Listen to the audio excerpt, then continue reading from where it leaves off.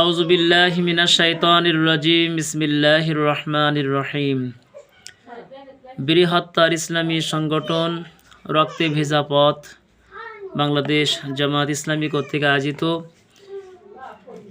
১ নম্বর কুলিয়া ইউনিয়নের ৩ নম্বর ওয়ার্ড আজ মহিলা বৈঠকে সম্মানিত মা এবং বোনেরা, সকলকে আন্তরিক সালাম এবং শুভেচ্ছা। আসসালামু আলাইকুম ওয়া রাহমাতুল্লাহি ওয়া বারাকাতুহু। শুকরিয়া সে আল্লাহ সুবহানাহু ওয়া তাআলা দরবারে যে মহান মালিক আমাদেরকে আজ কোরআন শোনার জন্যে এই সুন্দর পরিবেশে আমাদেরকে আসার বসার মতো সুযোগ এবং তৌফিক দান করেছেন। আমরা সমস্যারে শুকরিয়া জ্ঞাপন করি, সকলেই বলি আলহামদুলিল্লাহ। দরদ ভরা কণ্ঠে দুরুদ ও সালাম বিশ্ব মানবতার মুক্তির একমাত্র দিশারি, যাকে আল্লাহ রব্বুল আলামিন সিরাজাম মুনিরা করে প্রেরণ করেছেন, সেই নবীর শানে আমরা সকলেই বলি সাল্লাল্লাহু আলাইহি ওয়াসাল্লাম। মাগফিরাত কামনা করি ওই সমস্ত মাদ্দে মুজাহিদের জন্যে যাদের তাজা রক্তের বিনিময়ে সারা বিশ্বের বুকে কোরআনের কথা চলছে। বিশেষ করে যে সমস্ত মা বোনেরা এসেছেন, আমাদের মধ্য থেকে অনেকেরই জনম দুঃখ নিয়ে আব্বা আম্মা আত্মীয় স্বজন বিদায় নিয়ে গহীন অন্ধকার কবরে চলে গেছেন। আমার এই গ্রাম থেকে অনেক মানুষ বিদায় নিয়ে চলে গেছেন। বিশেষ করে আমাদের দক্ষিণ পাড়া রাফেজা খাতুন নামে যে মেয়েটা বিদায় নিয়ে চলে গেল, আল্লাহ পাক তাকে সহ এখান থেকে নুর ইসলাম ভাই বিদায় নিয়েছেন, আমাদের খলিল ভাই চলে গেছেন, আমাদের ওই সর্দার বাড়ি অনেক মানুষ বিদায় নিয়েছেন, মল্লিক বাড়ি, গাজী বাড়ি, এই কারিকার বাড়ি সহ সমস্ত জায়গা থেকে যত মানুষ বিদায় নিয়েছেন, আল্লাহ পাক সকলকে জান্নাত নসিব করুন। আমরা সকলেই বলছি আল্লাহুম্মা আমিন। প্রিয় মা এবং বোনেরা, প্রত্যেকটা মানুষের কিয়ামতের দিন আমলনামা দেয়া হবে এবং এই আমলনামা প্রত্যেকেরই হাতে দেয়া হবে, কারোর ডান হাতে এবং কারোর বাম হাতে। যারা ডান হাতে পাবে তারা আনন্দ চিত্রে এই আমলনামা নিয়ে মানুষকে দেখাতে থাকবে আর বলবে, দেখো দেখো কত সুন্দর আমার আমলনামা, কত সুন্দর আমার আমলনামা। এবং যাদেরকে বাম হাতে দেয়া হবে তারা বড় কষ্টের মধ্যে থাকবে। কিয়ামতের দিন যখন তাদের সামনে থেকে বাম হাতে আমলনামা নেওয়ার জন্য বলবে, তারা আমলনামা নিতে চাইবে না। আমলনামা যখন বাম হাতে নিতে চাইবে না, তখন এই আমলনামা না নেওয়ার কারণে তাদের হাত পেটের দিকে গোটাইতে থাকবে। পেটের দিকে গোটাইতে গোটাইতে অর্থাৎ ঢোকাইতে ঢোকাইতে কখন না জানি এই আমলনামা, কখন না জানি এই বাম হাত পেট ছিদ্র হয়ে পেছন দিক থেকে চলে গেছে, সে নিজে কোনো টের পাবে না।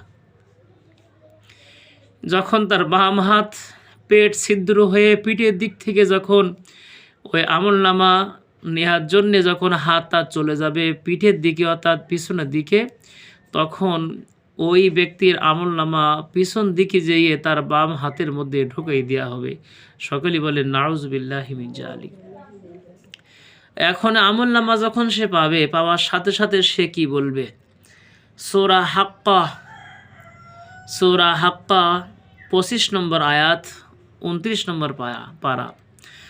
وَأَمَّا مَنْ أُوتِيَ كِتَابَهُ بِشِمَالِهِ, আর যখন তার আমলনামা বাম হাতে পিছন দিক থেকে যখন দেয়া হবে, বিশিমালিহি, শিমাল মানে বাম, আর ইয়ামিনিহি মানে ডান। বাম হাতে আমলনামা পাওয়ার সাথে সাথে সে বলবে, ফায়াকুলু ইয়া লাইতানি লাম উতা কিতাবিয়া, ইয়া লাইতানি, হায় রে আফসোস, লাম উতা কিতাবিয়া, আজ যদি আমাকে আজ আমার আমলনামা যদি না দেয়া হতো, কতই না ভালো হতো। যদি আমলনামা আমি আজকে আমার হাতের মধ্যে না পেতাম, আমার জন্য কতই না ভালো হতো। ওই সময় আরো বলবে, সূরা হাক্কা 29 নম্বর পারা 26 নম্বর আয়াতে আল্লাহ রাব্বুল আলামিন বলেন, ওই দিন ওই ব্যক্তিরা আমলনামা বাম হাতে পাওয়ার পরে বলবে, ওয়ালাম আদরি মা হিসাব হিসাবিয়া, আমি যদি আমার হিসাব সম্পর্কে আজ না জানতাম, আমার যদি আজকে হিসাব না দেয়া লাগতো, এ আমলনামা কি আমলনামা! আমলনামা পাওয়ার সাথে সাথে আমলনামা পড়তে থাকবে, পড়তে পড়তে বলবে মালি হাযাল কিতাবিলা ইউগাদিরু সাগীরাতাও ওয়ালা কাবীরাতান ইল্লা আহসাহা। এ কি আমলনামা! লা ইউগাদিরু সাগীরাতাও ওয়ালা কাবীরাতান, আমি আমার জীবনে ছোট কিছু করেছি সেটা বাদ পড়ি নাই, বড় কিছু করেছি সেটাও বাদ পড়ে নাই। মালি হাযাল কিতাব, এ কি আমলনামা, কি আমলনামা, কি বই আমার! এদিন আল্লাহ পাক বলবেন ইকরা কিতাবাকা কাফা বিনাফসিকাল ইয়াউমা আলাইকা হাসিবা, পড়ো তুমি তোমার আমলনামা, কাফা বিনাফসিকাল ইয়াউমা আলাইকা হাসিবা, আজকে আমলনামা পড়ার জন্য কাউকে তোমার পড়ে দেয়া লাগবে না, নিজেই নিজের আমলনামা সেদিন পড়া লাগবে। এবার আমলনামা পাইল, আমলনামা পাওয়ার পরে সে বলবে ইয়া লাইতাহা কানাতিল কদিয়া, আমার মৃত্যু যেই দিন হয়েছিল, অনেকে ক্ষোভে পড়ে দুঃখ কষ্টের কারণে আত্মহত্যা করে, আর মনে করে মৃত্যু যদি হয়ে যায় সমস্ত ঝামেলা মুক্ত হয়ে গেলাম, মৃত্যু যদি হয়ে যায় ঝামেলার কিছু নাই। কিন্তু ওই দিন বলবে ইয়া লাইতাহা, হায় রে আফসোস, কানাতিল কদিয়া, মৃত্যু যদি আমার শেষ ফয়সালা হয়ে যেত, মৃত্যু হয়ে যাওয়া মানে সমস্ত ঝামেলা মুক্ত, এইটা যদি হয়ে যেত কতই না ভালো হতো। এবার সেই ব্যক্তি হাহুতাশ করতে করতে বলবে আমি দুনিয়ায় অনেক সম্পদ, অনেক মাল, অনেক টাকা পয়সা দুনিয়ায় করেছিলাম, মা আগনা আন্নি মালিয়া, আজ আমার ধন সম্পদ আমার কোনো কাজে আসলো না। নিজে না খেয়ে, নিজে না পরে, বর্ষায় ভিজে, পানিতে ভিজে, রৌদ্রে শুকিয়ে, না খেয়ে না দিয়ে সম্পদ করেছিলাম ছেলে মেয়ের জন্যে, পরিবার পরিজনের জন্যে, আজকে সেই সম্পদ মা আগনা আন্নি মালিয়া, আবার কোনো মাল আমার কাজে আসলো না, কোনো মাল আমার কাজে আসলো না, কোনো সম্পদ আমার কাজে আসলো না। এজন্যে দুনিয়ায় সম্পদ যখন তৈরি করা হয়, সেই সম্পদ যদি ভালো পথে না হয়, কিয়ামতের দিন বড় ধরা খেয়ে যেতে হবে সেই দিন। এই পৃথিবীতে কত মানুষ কত বাহাদুরি করে, কত জুলুম নির্যাতন জালেমগিরি করে, ক্ষমতা পাওয়ার পরে হাতে যখন ক্ষমতা চলে আসে, চেয়ারে যখন বসে, ধরাকে সরা মনে করে, ধরাকে সে তুচ্ছ মনে করে, সেই দিন সে আফসোস করে বলবে মা আগনা আন্নি মালিয়া, আমার ধন সম্পদ কাজে আসলো না, হালাকা আন্নি সুলতানিয়া, হালাক মানে শেষ হয়ে গেছে, আন্নি সুলতানিয়া, সুলতানিয়া মানে আমার রাজত্ব, আমার দাপট, আমার দাপটে এমনও ছিল দুনিয়ায় কোনো মানুষ কথা বলতে পারতো না আমার উপরে, আমার ভয়ে ভীত হয়ে মানুষ রাতের মধ্যে থাকতে পারতো না, কত দাপট আমার ছিল। ও মা বোনেরা, এই পৃথিবীতে যাদের অহংকারে, যাদের দাপটের কারণে মানুষ ভয়ে আতঙ্কি হয়ে যেত, পৃথিবী থরথর করে কাঁপত, সেই সমস্ত রাজা বাদশারা আজকে দুনিয়ায় নাই। তাদের কবরের উপরে বিড়াল কুকুরগুলো হেঁটে যায়, কত গরু কত ছাগল সেইখানে ঘাসগুলো খায়। এমন শক্তি নাই কবর থেকে একটা ছাগল একটা গরুকে ঘা দিয়ে সেখানে তাড়াইতে পারে। কি কোনো ক্ষমতা আর আছে? মরে গেলে আর কোনো ক্ষমতা তার থাকবে না।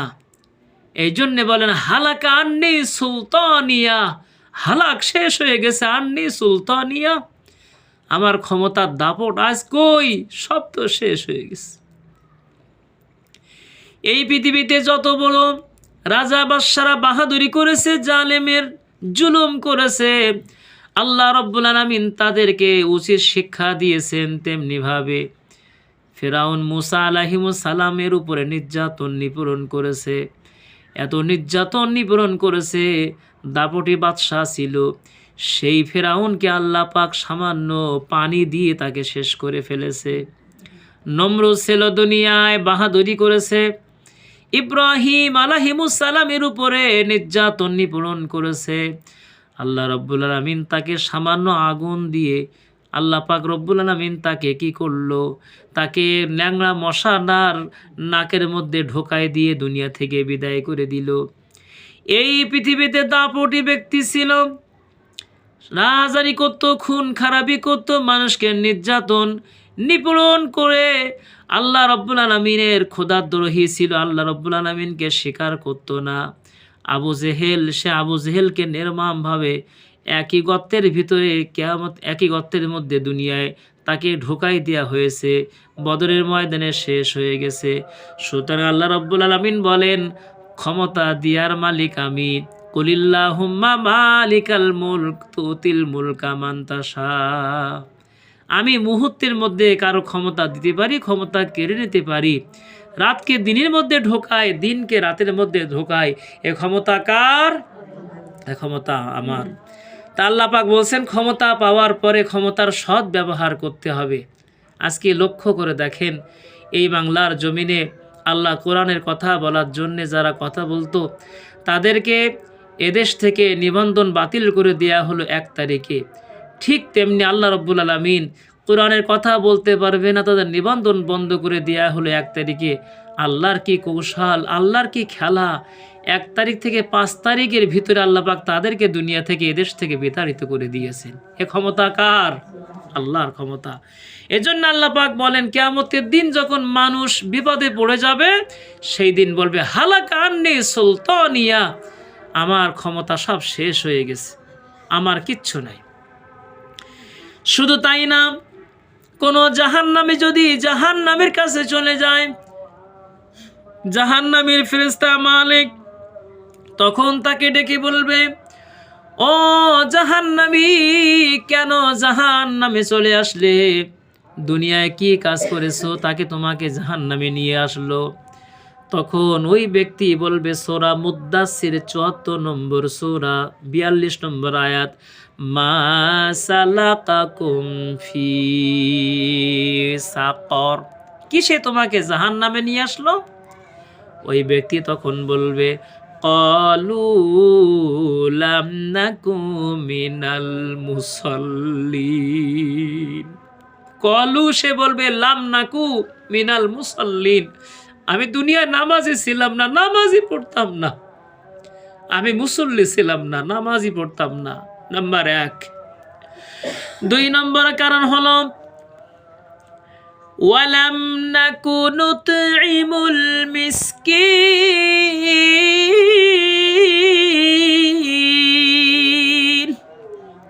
আমি দুনিয়ায় অভাবগ্রস্ত যারা, যাদের খাওয়া হতো না, অসহায় যারা চলাফেরা করত, নুতঈমুল মিসকিন, এই মিসকিনদেরকে আমি খেতে দিতাম না, তাদেরকে আমি খাদ্য দিতাম না। ওয়া কুন্না নাখুদু মাআল খাইদিন,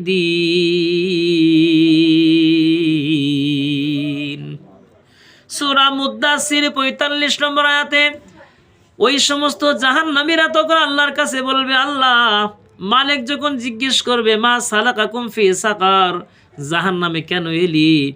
তখন ওই ব্যক্তিরা বলবে ওয়াকুন্না নাখুদু মাআল খাইদিন, যারা দিনকে মিটিয়ে দেওয়ার জন্য চেষ্টা করত। দিনের বৈঠক হতো, মহিলা বৈঠক হতো। এই মহিলা বৈঠক, কোরআনের তাফসির, কোরআনের মাহফিল যেইখানে হবে, ওই মাহফিলকে, ওই কোরআনের বৈঠককে বন্ধ করার জন্যে যারা সলা পরামর্শ করত, গোপনে যুক্তি করত, তা আমরা কি করতাম? ওয়াকুন্না নাখুদু মাআল খাইদিন, আমরাও তাদের সাথে যোগ দিয়ে তাদের সাথে সম্পৃক্ত হয়ে, যেভাবে আল্লাহর কোরআন যেন কেউ বলতে না পারে, আল্লাহর কোরআন যেন আলোচনা না হয়, সেই দিকে আমরা তাদের সাথেই সমালোচনা করতাম, যোগ দিয়ে আমরা তাদের দল ভারী করতাম। আরো বলবে কেন, কি জন্য আজকে জাহান্নামে এলে? সূরা মুদ্দাসসির 46 নম্বর আয়াতে আল্লাহ রাব্বুল আলামিন আরো নোট করে দিলেন, ওয়া কুন্না নুকাযযিবু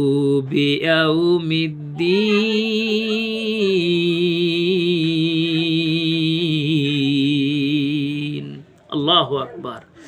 ওয়া কুন্না নুকাযযিবু বিয়াউমিদ্দিন, আমরা এই যে কিয়ামত হবে, নুকাযযিবু, যে কিয়ামত হবে, পরকালে ওঠা লাগবে, নুকাযযিবু, আমরা সেটা অস্বীকার করতাম। আমরা মনে করতাম মরে গেলাম, মরে যাওয়ার পরে, অনেকে বলে মরে যাওয়ার পরে ভ্যান চালাবে কবরে, মরে গেলে ঝামেলা মিটে গেল।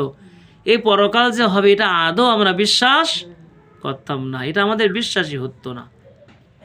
শুধু তাই না, হাত্তা আতানাল ইয়াকিন, আমাদের মৃত্যু, আমাদের নিকট মৃত্যু আসা পর্যন্ত আমরা এইটা আমরা মনে করতাম যে কোনো কিয়ামত বলে কিছু নাই, পরকাল বলতে কিচ্ছু নাই, এইটা আমরা মনে করতাম। এবার আল্লাহ রাব্বুল আলামিন তখন তাদের বলবেন, খুজুহু ফাগুল্লু, খুজ মানে ধরো, ফাগুল্লুহু, ওদেরকে জাহান্নামের বেড়ি পরিয়ে দাও, ওদেরকে জাহান্নামের শিকল পরিয়ে দাও। এক একটা শিকল জাহান্নামের, দুনিয়া যত লোহা আছে সমস্ত লোহাগুলো এক জায়গায় করা হবে, এক জায়গায় করার পরে একটা শিকলের একটা আংটা হবে। এরকম কোটি কোটি লোহাগুলো এক জায়গায় করে আল্লাহ রাব্বুল আলামিন শিকল তৈরি করবেন। আল্লাহ রাব্বুল আলামিন শিকল করার পরে তাদেরকে বলা হবে খুজুহু, ওদেরকে ধর, ফাগুল্লুহু, তারপরে তাদেরকে বেড়ি পরিয়ে দে। সুম্মাল জাহিম সল্লু,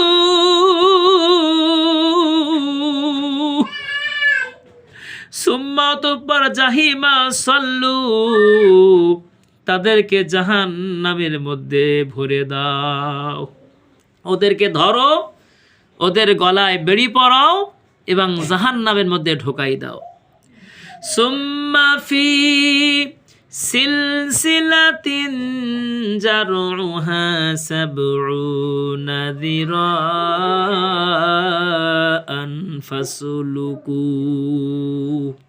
আল্লাহ পাক বলবেন পুনরায় আবার ধরো, আবার ধরার পরে 70 গজ শিকল দিয়ে এদেরকে বেঁধে ফেলো।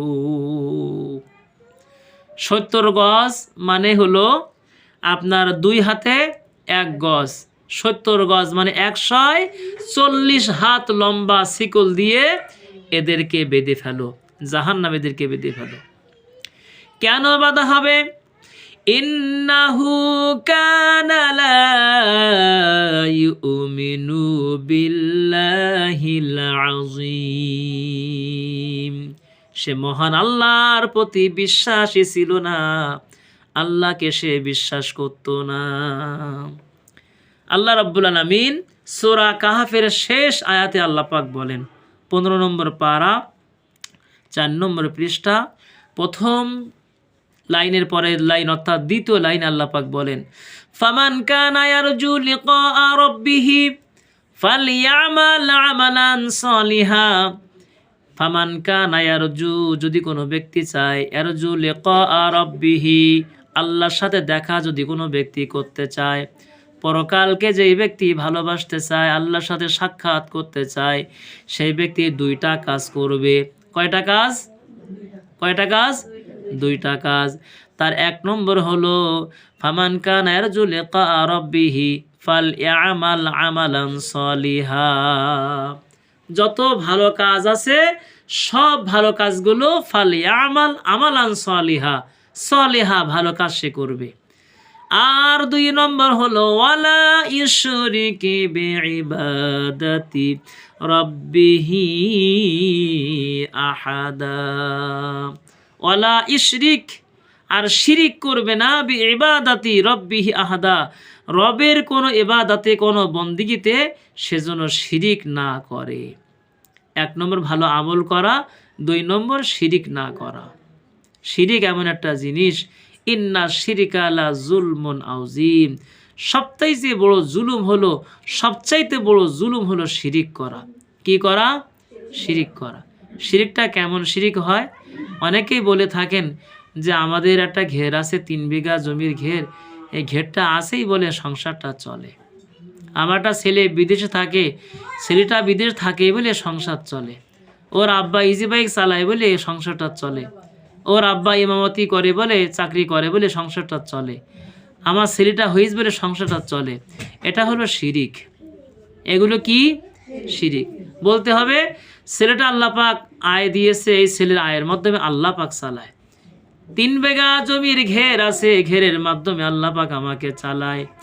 ছেলেটা গাড়ি চালায়, ইজি বাইক চালায়, তার মাধ্যমে আল্লাহ পাক আমাকে চালায়। ছেলেটা নকশার কাজ করে, এই নকশার কাজের মাধ্যমে আল্লাহ পাক আমাকে চালায়।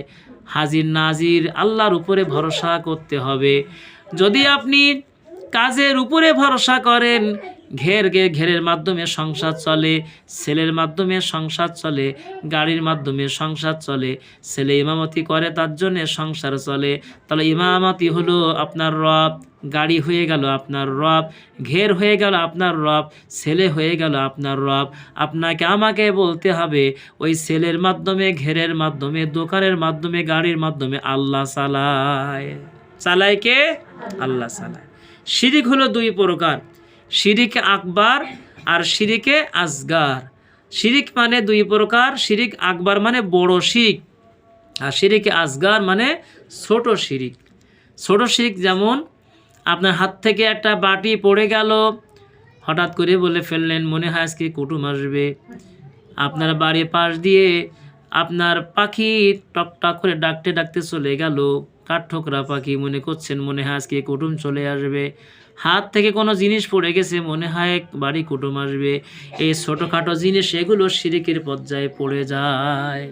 শুধু তাই না, অনেক মানুষ এমনও আছে, শিরিক মানে এমনও আছে, কোনো মানুষ যদি মনে করে আমার হাত গুনে দেখেন, হাত পড়ে দেখেন কি আছে আমার নসিবে, এ হাত দেখানো, গুণের কাছে হাত দেখানো, আপনার ভালো মন্দ এগুলো বলা হলো শিরিকের পর্যায়ে পড়ে যাবে। যেই বলবে সেও শিরিকের মধ্যে, যে শুনবে সেটাও শিরিকের মধ্যে। মনে রাখতে হবে আপনার ভালো মন্দ নসিবে যা কিছু আছে সব কিছু করে কে? সব কিছু করে কে? আল্লাহ। আপনার সামনে 3-4টা ফাড়া আছে, আপনার এই হয়েছে সেই হয়েছে, বিবাদ হয়েছে, বিবাদ হতে পারে, কেউ বলতে পারে না, একমাত্র জানেন কে? আল্লাহ পাক জানেন। যদি নবী যদি জানতেন, নবী করিম সাল্লাল্লাহু আলাইহি সাল্লামের কলিজার টুকরা স্ত্রী মা আয়েশা সিদ্দিকা রাদিয়াল্লাহু আনহা, তিনি যখন মুস্তালিকের যুদ্ধে চলে গেলেন, মুস্তালিকের যুদ্ধে যাওয়ার পরে সমস্ত সাহাবীরা চলে এসেছেন। আয়েশা সিদ্দিকা একটা পালকির মতো করে ওই পালকিটা আপনার উটের পেটে উঠাই দিলে উভয় নিয়ে চলে আসতেন। পালকি উটের পিঠে উঠাই দেওয়া হলো, কিন্তু আয়েশা সিদ্দিকা তার মধ্যে ছিলেন না। তিনি ছিলেন হালকা পাতলা মানুষ, খুব ভারী না। কিছুক্ষণ পরে সাফওয়ান ইবনে মুআত্তাল রাদিয়াল্লাহু আনহু উনার সাথে যখন চলে আসলো, চলে আসার পরে আবু জেহেল, উতবা, সাইবা, সেই সময় আবু জেহেল ছিল না, আপনার উবাই ইবনে খলফ, মুনাফিক যারা ছিলেন তারা বলতে শুরু করলেন আয়েশা সিদ্দিকা ওই সাফওয়ান রাদিয়াল্লাহু আনহুর সাথে খারাপ কাজ করেছে। নাউজুবিল্লাহি মিন জালিক। যখন এই কথা বলা হলো, বলার পরে নবীজি আয়েশা সিদ্দিকার সাথে প্রায় 1 মাস কথাবার্তা বন্ধ হয়ে গেল। কয় মাস? 1 মাস কথাবার্তা বন্ধ। ওনাকে বাপের বাড়ি চলে গেলেন, অসুস্থ বোধ দেখাইয়ে আয়েশা সিদ্দিকা, হযরত আবু বকর সিদ্দিক রাদিয়াল্লাহু আনহু বাড়ি চলে গেছেন। মাঝে মধ্যে নবী যেতেন, যাওয়ার পরে শুধু শুনতেন যে উনি আয়েশা সিদ্দিকা কেমন আছে, আর তেমন কিছু শুনতেন না। 1 মাস যখন কেটে যায়, আল্লাহ রাব্বুল আলামিন সূরা নূরের ইন্নাল্লাযীনা জাউ বিল ইফকি এই সূরা আয়াত নাজিল করলেন। সূরা নূরের আয়াত নাজিল হওয়ার পরে উনি বুঝলেন যে এটা আমার স্ত্রীর কোনো দোষ না, ইনি ওনার ইস্তেনজার পোষা পায়খানা লাগেছিল, যার কারণে পোষা পায়খানা করার জন্য একটা পাশে বন ছিল, বনের মধ্যে গিয়েছিলেন। এখন পায়খানা খরচ পরে পানি খরচ করার পরে যখন উঠে আসবেন তখন গলায় হাত দিয়ে দেখে গলায় হারিয়ে গেছে। উনি এই হারটা খুঁজতে খুঁজতে একটু দেরি হয়ে গেল, আর এদিকে নবীজির কাফেলা সব আগের থেকে তারা চলে আসছিলেন, যার কারণে উনি পিছনে পড়ে গিয়েছিলেন। আর সোফান ইবনে মুআত্তাল উনি সব শেষে নবীজি বললেন, যাও কোনো জিনিস যদি পড়ে থাকে তুমি সেটা ওখান থেকে জড়ো করে নিয়ে আসবে, যেহেতু আমরা ওখানে বসেছিলাম হয়তোবা কোনো জিনিস আমাদের থেকে যেতে পারে। উনি এসে লক্ষ্য করে দেখলেন আপনার আয়েশা সিদ্দিকা উনি একটা কাপড় আপনার গায়ে দিয়ে শুয়ে আছেন। উনি মনে করলেন কোথাও গেলেন না, এই জন্যে যদি আমি এখান থেকে অন্য জায়গায় যাই নবীজি আমাকে খুঁজে পাবে না, আমাকে যখন পালকির মধ্যে পাবে না তখন এই জায়গায় চলে আসবে, আমাকে এসে তারা নিয়ে যাবে। উনি যখন আসার পরে উনি আয়েশা সিদ্দিকা কাকে ওই পদ্মার আয়াত নাজিল হওয়ার আগে দেখছিলেন, মুখটা খোলা ছিল, উনি দেখে ফেললেন। দেখে ফেলার পর শুধু বললেন ইন্না লিল্লাহ, আর কোনো কথা না বলার সঙ্গে সঙ্গে আয়েশা সিদ্দিকা মুখ ঢেকে নিলেন। মুখ ঢেকে নেওয়ার পরপরই ওনার সামনে উটটা নিচে করে দেওয়া হলো, উটের পিঠে করে ওনাকে নিয়ে আসা হলো। এই ছাড়া আর কোনো ঘটনা না। কিন্তু এই ঘটনাটুকু যদি নবীজি নিজে গায়েব জানতেন, ভালো করে বুঝবেন, আমরা তো অনেকে গায়েব জানে এরকম মনে করে, আগাম খবর বলতে পারে মনে করে তার কাছে যে হাত দেখায়, কিন্তু নবী যদি গায়েব জানতেন, ভালো মন্দ যদি পিছনে আগে হয়ে গেছে বা পরে হবে যদি জানতেন, উনি কিনা বলতে পারতেন না? কথা বলতে পারতেন না? নিশ্চয় তো বলতে পারতেন। তাহলে কেন 1 মাস ওনার সাথে কথাবার্তা যাতায়াত কেন বন্ধ থাকলো? তাহলে এর থেকে বোঝা গেল যে গায়েব কেউ বলতে পারে না, গায়েব জানে কে?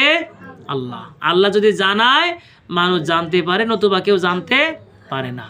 তো সম্মানিত মা এবং বোনেরা, আমি যে কথা বলতেছিলাম, আমরা আল্লাহর প্রতি বিশ্বাসী। ওই কিয়ামতের দিন যখন জাহান্নামে যাবে মানুষ, তখন বলবে ইন্নাহু কানা লা ইউমিনু বিল্লাহিল আযীম, এরা পরকালে বিশ্বাস ছিল না। শুধু তাই না, ওয়ালা ইয়াহুদ্দু আলা তুআমিল মিসকিন, এবং এরা অভাবগ্রস্তদেরকে খাদ্য দিতে উৎসাহিত হতো না।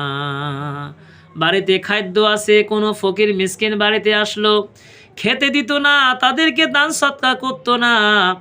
নবী করিম সাল্লাল্লাহু আলাইহি ওয়াসাল্লাম তিনি বলেছেন, ইতুকুন্নার, জাহান্নামের আগুন থেকে বাঁচো, জাহান্নামের আগুন থেকে বাঁচো। যদিও তোমরা জাহান্নামের আগুন থেকে বাঁচতে চাও, ওয়ালাও জাহান্নামের আগুন থেকে বাঁচতে চাও, তাহলে তামারুন, খেজুরের যদি একটা অংশ যদি মানুষকে দান করতে হয়, তারপর দান করে আল্লাহর জাহান্নাম থেকে বাঁচো। দানে আপনার জাহান্নামের আগুন থেকে আল্লাহ পাক হেফাজত করবে, আল্লাহ পাক জাহান্নামের আগুন থেকে রক্ষা করবে। এরপর আল্লাহ রাব্বুল আলামিন ওদেরকে বলবেন, ফালাইসা লাহুল ইয়াউমা হাহুনা হামিম, আজ তোমাদের কোনো অন্তরঙ্গ বন্ধু এইখানে নাই। পরকালে কেউ কারো চেনবে না। আপনার আমার ছেলে কষ্ট করে মানুষ করছি, মেয়ে চেনবে না। সন্তান বাপ মার পরিচয় দেবে না, বাপ মা সন্তানের পরিচয় দেবে না। সব একাকী ওলাঙ্গিনী হয়ে উঠতে হবে। আমাদের কারোর গায়ে কোনো কাপড় থাকবে না। মা আয়েশা সিদ্দিকা এই কথা শোনার পরে নবীজির কাছে বললেন, ইয়া রাসূলুল্লাহ, আমাদের কি লজ্জা লাগবে না? আমরা নবীজির স্ত্রী, আমাদের কি লজ্জা লাগবে না? নবীজি বললেন, শোনো আয়েশা, ওই কঠিন কিয়ামতের দিনটা এত বেশি কঠিন হবে, কেউ কারণ নিজের দিকে তাকানোর পর্যন্ত তার কোনো সময় থাকবে না। এত পেরেশানি হয়ে যাবে, শুধু মানুষ ভাববে আমার আমলনামা আজকে ডাইন হাতে হবে না আমার বাম হাতে আমলনামা হবে। এই পেরেশানিতে, এই টেনশানে কেউ কারোর দিকে তাকাবার মতো সুযোগ সেদিন হবে না। সব নিজেরা নিজের জন্যে ভাবতে থাকবে আর বলবে, ইয়া নফসি, ইয়া নফসি, ইয়া নফসি। হায়রে আমার উপায় কি, হায়রে আমার উপায় কি। মাথার উপরে সূর্য এসে যাবে, কেউ কেউ বলেছেন 1 বিঘা কিংবা 2 হাত, এত তাপ দিবে, সেই তাপের কারণে জমিন তামার মতো হয়ে যাবে। আগুন যেমন ঠকবাক ঠকবাক করে ফোটে, এর চাইতে আরো কঠিন হয়ে যাবে। ওই জাহান্নামের আগুন, ওই সূর্যের আগুন, আগুন এত কঠিন হয়ে যাবে, কেউ কারোর দিকে তাকাবার সুযোগ পাবে না। ওই কঠিন হাসরের ময়দানে আল্লাহ রাব্বুল আলামিন বলেন, ফালাইসা লাহুল ইয়াউমা হাহুনা হামিম। হামিম মানে বন্ধু। সেদিন কেউ কারো বন্ধু সেদিন পরিচয় দেবে না। এবার আল্লাহ রাব্বুল আলামিন বলবেন, এদের কি খেতে দেবা? ওয়ালা তাআমুন ইল্লা মিন গিসলিন,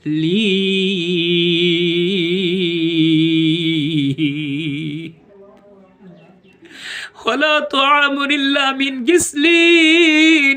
এদের কোনো আজকে খাদ্য নেই, ওই খাদ্য ছাড়া ক্ষত নিঃসৃত জায়গা থেকে যে পুজ বের হয়, এই দুর্গন্ধযুক্ত পুজ তাদেরকে খেতে দাও।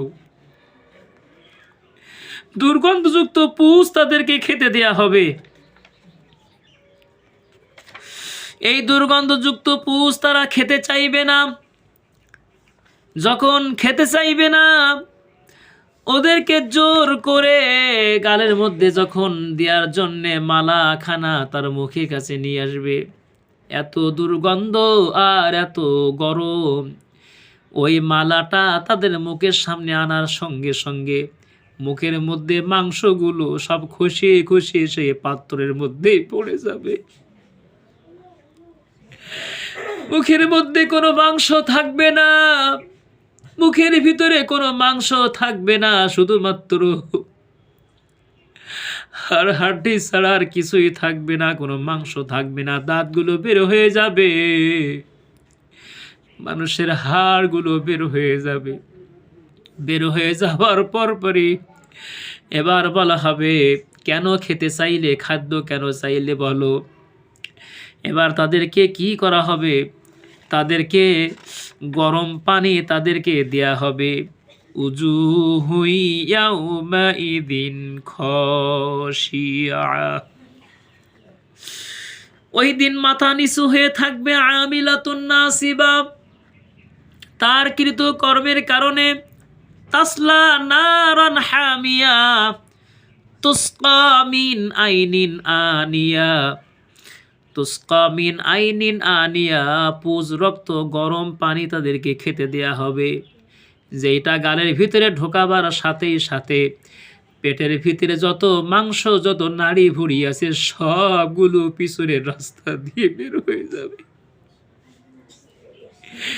এরপরে মানুষটা লা ইয়ামুতু ফিহা ওয়ালা ইয়াহইয়া, মানুষটা মরবেও না, বাঁচবেও না। মরে গেলে তো ঝামেলা মিটে গেল, কিন্তু ওই অবস্থার পরও মানুষ মারা যাবে না, মরবে না। এরপর আল্লাহ রাব্বুল আলামিন বলেন, লা ইয়াকুলুহু ইল্লাল খাতিউন,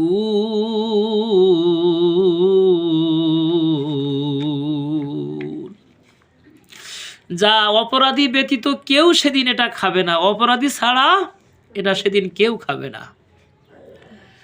আল্লাহ রাব্বুল আলামিন বলেন, এবার শোনো, কিয়ামতের দিনের কঠিন ফয়সালা যখন হয়ে যাবে, জান্নাত জাহান্নামীরা দুই ভাগ হয়ে যাবে। ভাগ হয়ে যাওয়ার পরে 70 গজ শিকল দিয়ে তাদেরকে যখন বেঁধে নিয়ে জাহান্নামের দিকে নিয়ে যাওয়া হবে, জাহান্নামের দিকে নিয়ে যাওয়ার পরপরই তখন তারা লক্ষ্য করে দেখবে, তাকাদু তামাইয়াজু মিনাল গাইজ, জাহান্নাম যেন রাগে ক্ষোভে ফেটে পড়তে চাইবে। কুল্লামা উলকিয়া ফিহা ফাউজুন সালাহুম খাজানাতুহা আলাম ইয়াতিকুম নাজির, যখনই কোনো দলকে তার মধ্যে নিক্ষেপ করা হবে তখন তাদেরকে জাহান্নামের রক্ষীরা জিজ্ঞেস করবে, আলাম ইয়াতিকুম নাজির, তোমাদের কাছে কোনোদিন কেউ কি জাহান্নামের কথা তোমাদেরকে বলেনি? এত জাহান্নামের কষ্টের কথা কেউ কি তোমাদেরকে বলেনি? তারা তখন বলবে, ক্বালু বালা, হ্যাঁ বলেছিল। কদ জানা নাযীর, আমাদেরকে জাহান্নামের কথা বলেছিল, সতর্ককারী আমাদের কাছে এসেছিল। ফাকাজ্জাবুহুমা, আমরা তাদেরকে মিথ্যাবাদী বলেছিলাম। ওয়াকুল্লামা নাজ্জালাল্লাহু মিন শাই, আর বলেছিলাম এরকম কথা সব বানোয়াট কথা, এটা কোনো কথার কথা না। ইন আনতুম ইল্লা ফি দালালিন কাবীর, আজকে মহা এই কিতাবের মধ্যে তোমরা মহা কিতাবে বিবাদের মধ্যে আসো, বিভ্রান্তির মধ্যে আসো। আমরা এটা তাদেরকে ঠাট্টা বিদ্রুপ করে পাঠাই দিতাম। ওই দিন যদি আমরা মেনে নিতাম, অকালু লাউ কুন্না নাসমাউ আও নাকিলু মা কুন্না ফি আসহাবিস সাঈর, তারা বলবে নাসমাউ, যদি আমরা শুনতাম, আও নাকিলু, আমরা যদি বুঝতাম, মা কুন্না ফি আসহাবিস সাঈর, আজকে জাহান্নামের আগুনে আমাদের আজকে ঢোকা লাগতো না, আজকে জাহান্নামের আগুনে আজ আমাদেরকে যাওয়া লাগতো না। বড় কঠিন থেকে বড় কঠিন আমরা বিপদের মধ্যে পড়ে গেছি। সম্মানিত মা এবং বোনেরা, ওই জাহান্নামের কঠিন আযাব বড় শক্ত, কঠিন আযাব বড় শক্ত আযাব। হযরতে আবু হুরায়রা থেকে বর্ণিত, আন আবি হুরায়রা রাদিয়াল্লাহু আনিন নবী সাল্লাল্লাহু আলাইহি ওয়াসাল্লাম ক্বাল উকিদা আলান নারি আলফা সানাতিন হাত্তা আহমাররাত। আবু হুরায়রা রাদিয়াল্লাহু থেকে বর্ণিত, নবীজি বলেন জাহান্নামের আগুন 1000 বছর জ্বালাইয়ে হাত্তা আহমাররাত, আগুনটা হয়েছে একেবারে গনগনে লাল টুকরার মতো। সুম্মা উকিদা আলাইহা আলফা সানাতিন হাত্তা বিয়াদ্দাত, আরো 1000 বছর জাহান্নামের আগুন জ্বালানো হলো, জ্বালাইয়ে জাহান্নামের আগুন হয়ে গেছে একেবারে সাদা। সুম্মা উকিদা আলাইহা আলফা সানাতিন হাত্তা আসওয়াদ্দাত, এরপরে আরো 1000 বছর জাহান্নামের আগুন জ্বালাইয়ে জাহান্নামের আগুন হয়ে গেছে অন্ধকার কালো। জাহান্নামের আগুন কেমন? অন্ধকার কালো।